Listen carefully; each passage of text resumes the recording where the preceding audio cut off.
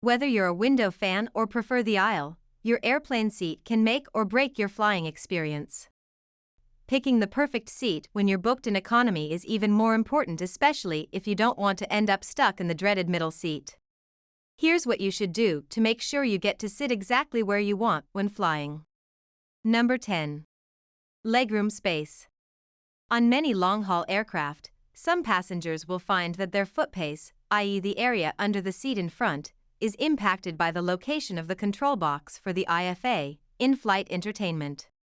This is something that is gradually being changed and improved by seat suppliers, but don't expect quick results. Across many airlines, this IFE control box might be located in the aisle seat footwell area, although for some it is the window or middle seat that suffers, so no hard and fast rules here. Number 9. Avoid the middle. If advanced seat selection is an option for your airline, try to select a window or an aisle seat. Middle seats are typically the most uncomfortable, and larger wide-body planes, hint, a wide-body aircraft has 2 aisles, or 3 seat columns, offer middle seats in the middle section. Some even have 5 seats in the middle section, making it very difficult to get out from a middle seat if you need to stretch or use the bathroom. If you see a passenger in one of these seats, it's safe to assume that they booked at the very last minute, or didn't select a seat at all until they arrived at the airport. If you book and select your seat far enough in advance, you should be able to avoid the dreaded middle seat. Number 8. Stick to the front.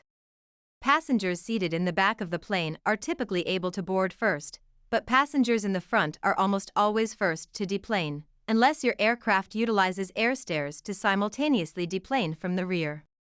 This is especially important when going through immigration in a small airport. Passengers seated in row may 5th be on their way out of the airport 30 minutes to an hour before passengers in row 50, in some cases. Number 7.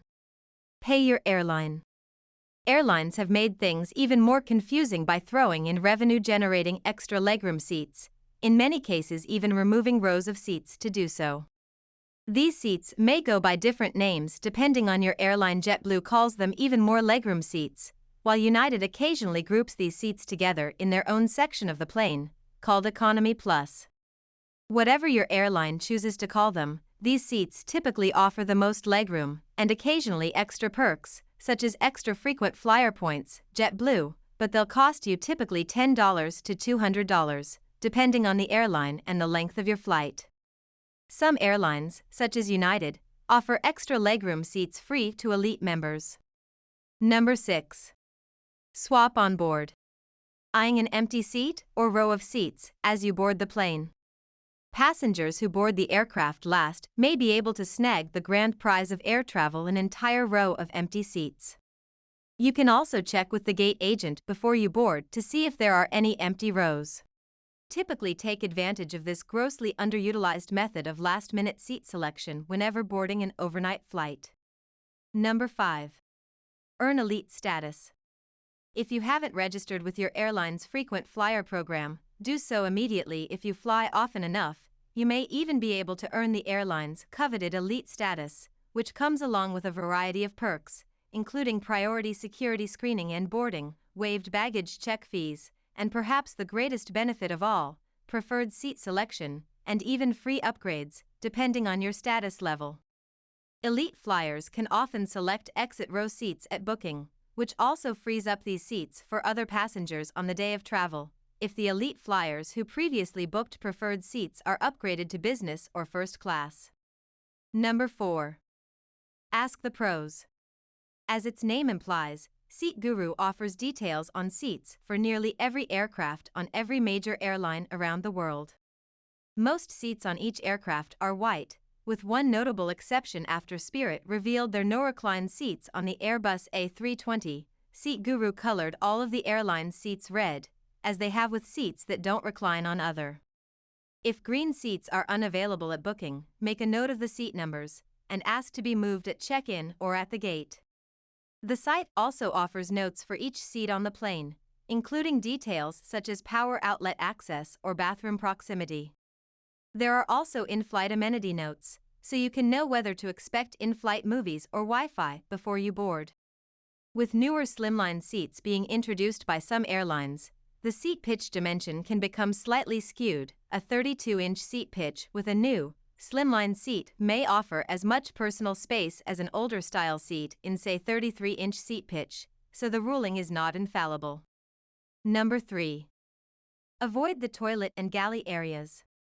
Aside from the obvious fact that being seated next to or right behind the toilet can result in unpleasant odors, etc., wafting around you, the toilet flush is extremely noisy on most aircraft, and you will find this incessant noise interruption very annoying after several hours of constant repetition. During the darkness or sleep periods, you might also tire of the light intrusion every time passengers open the washroom door, and similar to some bulkhead or exit seat positions, you will find that there are often a lot of passengers milling around your seat area as they queue for the washroom. Being seated next to or opposite the galley areas can also be a bad choice. You will find that the level of pedestrian traffic, cabin staff and passengers, is much higher. The curtains may not always be kept shut, so you get light intrusion, and as hard as staff might try, the preparation and clearance of meals will result in the galleys being quite noisy for these periods of the flight. Number 2. Choose your seats as soon as possible. Some airlines allow you to select your seat when you purchase your ticket, others won't allow you to choose until 24 to 48 hours before a flight. Some airlines, I'm looking at you Lufthansa, will allow you to select your seat for a fee, enabling you the best selection before those not willing to pay are allowed to select their seats. The earlier you choose your seat, the more selection you have. If you have the opportunity to select your seat up to 24 hours before your flight, set a timer or alert on your phone so that you don't miss doing so as soon as the option is available to you. Number 1. Be friendly at check-in. If you've decided not to pay extra to reserve a seat or you've simply forgotten to do so online, being friendly to the check-in agent may help. If you approach the agent with a smile and kindly make your request, it may just be granted. Thank you for watching and subscribe for more travel videos.